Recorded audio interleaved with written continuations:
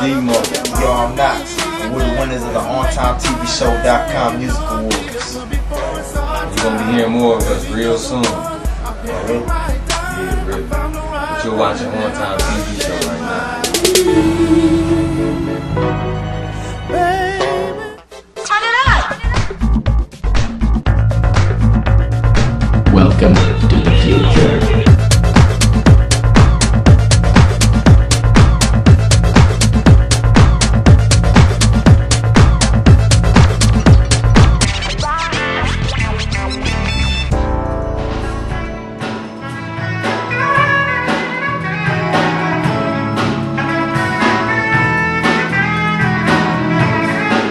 Good afternoon, ladies and gentlemen. This is Marcella Harden, your host for On Time TV and OnTimeTVShow.com. I am here at the Greenbelt Cultural Center with Mr. Ray Silkman, who is going to be performing live this afternoon in concert. We're going to find out what he can share with us about his life and how he got on his road to where he's at today. He also has 5 CDs currently out that we're going to get information about and send you to his website.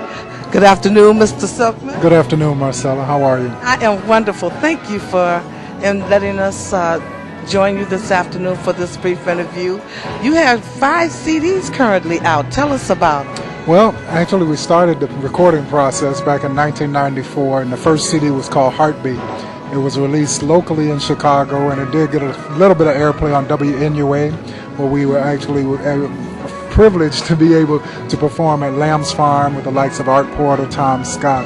And it kind of set the ball rolling, and since then we've done 4 more CDs. So things are looking good, and we're keeping busy. What is your website so we can go and get those CDs? It's www.raysilkman.com. Tell us about your newest release. Well, this is the latest release.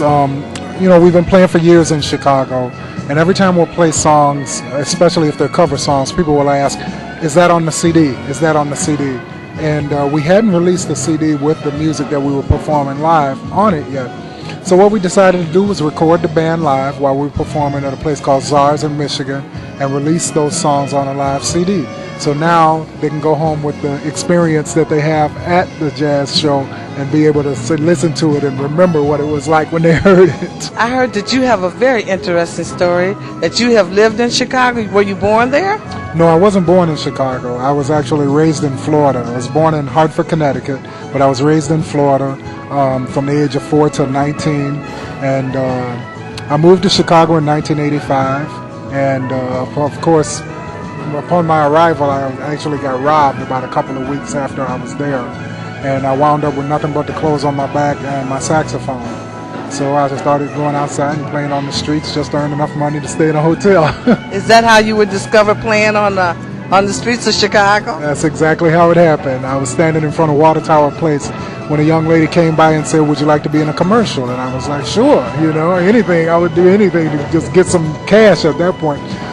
And she featured me in a Stern Communications commercial for Chicago HMO.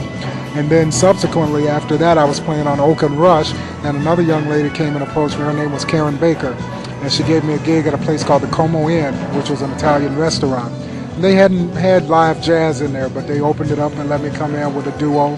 And after that, gigs started coming in, and I've been blessed. How did you get your current band? This is great.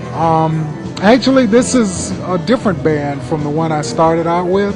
But I met Tim Gant. Actually, he used to play with Art Porter, who was a famed saxophonist, and unfortunately we lost him a few years ago.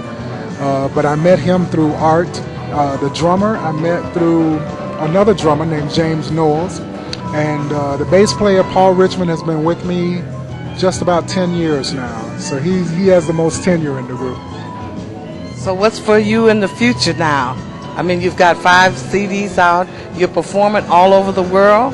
Well, not the world yet, all over the country. Well, that was just me. I was putting you out there. All right, I'll take it. Yeah, so... just to do some more traveling and do some more, just sharing my gift, because I believe that every man has a gift, no matter what it is. Mine happens to be music, and I believe that God wants me to share that. So if he wants me to go to Europe or Japan or wherever, I'm willing to go and share my music and my gift. How many other countries have you been in? None. Only the United States. Okay, you heard it live right here. He's looking for gigs outside of the country. Overseas, preferably. Yes. That's where they make all the money. Yes, it's a little different dynamic over there. I think here we get a little bit saturated because there's so many talented people. And like with anything, when you have so much of something, we tend to sometimes take it for granted.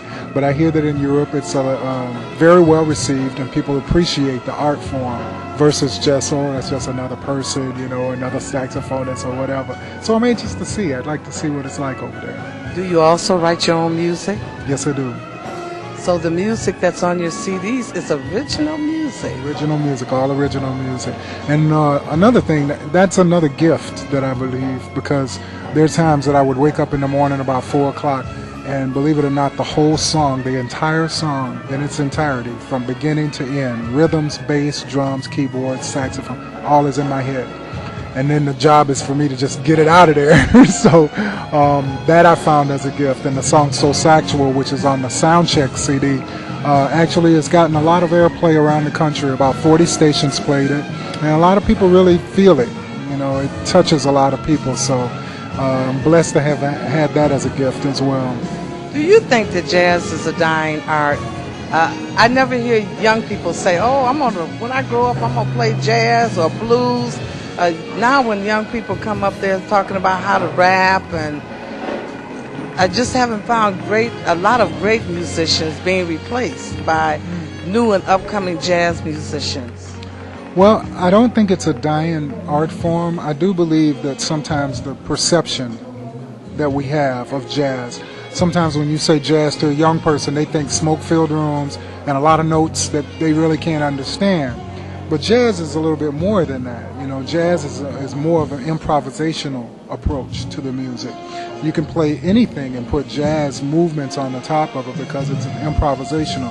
A little bit of synchronization and syncopation in the rhythms that actually throw it just a little bit off and gives it a little more flavor. So there are artists like Mike Phillips. I don't know if you know him, but he plays with Jill Scott. And what he did is he took some jazz riffs that are pretty well known and put it on the top of hip-hop. So now when young people hear the hip-hop music and they hear a saxophone playing in there, they're actually listening to jazz in a different form. So I think it's just opening a new dimension of jazz where we can actually blend it with some of the other traditional music styles in America. So I don't think it's dying. I think it's just taking another form.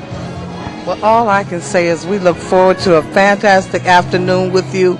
And for you, ladies and gentlemen, in the audience who are not here, who are missing this fantastic performance that's going to go on this afternoon with Ray Silkman, please remember to go to his website or click on our website, and we will be giving you directions on how to get there. Hi, this is Rick Snap with Century 21 Mac, and you're watching On Time TV.